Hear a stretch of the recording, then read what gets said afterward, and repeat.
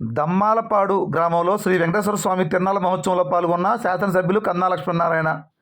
ఇక పూర్తి సమాచారం మేరకు పల్నాడు జిల్లా సత్తెనపల్లి నియోజకవర్గం ముప్పాల మండలం దమ్మాలపాడు గ్రామంలో గురువారం రాత్రి 7 గంటల సమయంలో శ్రీ వెంకటేశ్వర స్వామి తిరునాళ్ళ మహోత్సవంలో శాసనసభ్యులు కన్నా లక్ష్మీనారాయణ పాల్గొన్నారు.